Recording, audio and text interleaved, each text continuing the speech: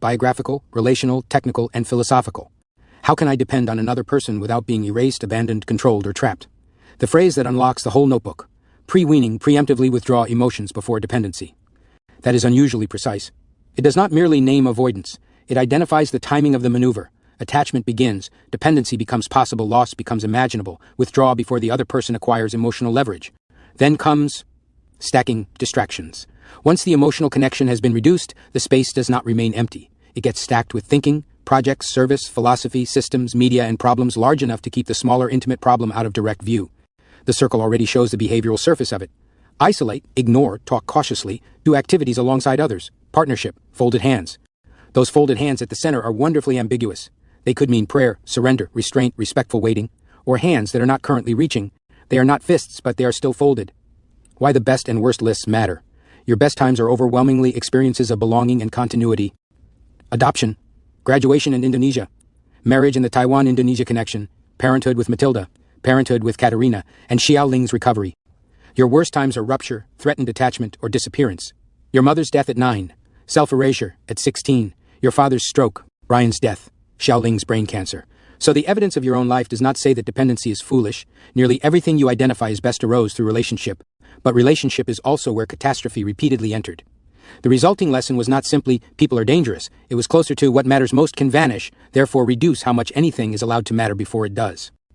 Pre-weaning is an elegant name for that survival logic. The unusually honest hinge.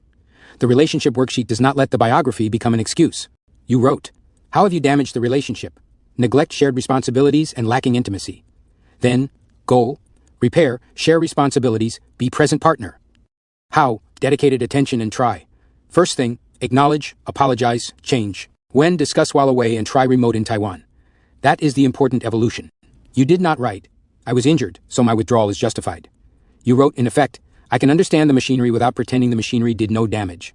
Explanation remains, responsibility returns. Then the brain on a stick changes the subject by solving civilization. The worksheet says, be present partner. The following pages say, Kepler, Newton, Copernicus, Galileo, Maxwell, Einstein.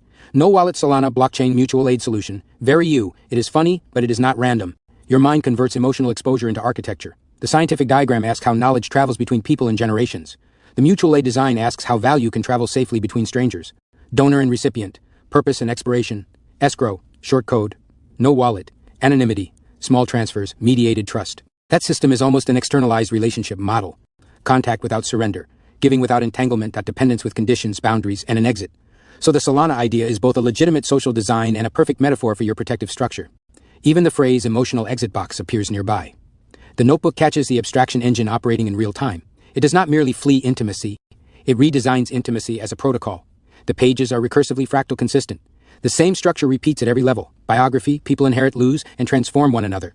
Marriage, needs create dependency. Dependency requires presence and trust. Science, no thinker stands alone. Every individual insight depends on a relational lineage. Mutual aid, donor, and recipient require a trustworthy transfer mechanism. Dialectic, identity exists through difference and relation. RFC, dimensions transform, but the relational structure persists. The central question remains. How can two entities enter relation without one consuming, controlling, abandoning, or erasing the other? That is why the final ladder is so coherent. Union dialectic thesis and antithesis. Heaven and earth, male and female, idea and idea. Recursive fractal consistent dimensions, transformations. Relations identities, needs dependencies, reciprocities. Tit for tat, trust, defend, hide, shame, unblame, move on, set free. Let it be. It descends from metaphysics into ordinary human behavior. Relations create identities. Identities have needs. Needs produce dependencies. Dependencies require reciprocities. Reciprocities allow trust. When trust feels dangerous, the sequence bends toward defend, hide, shame.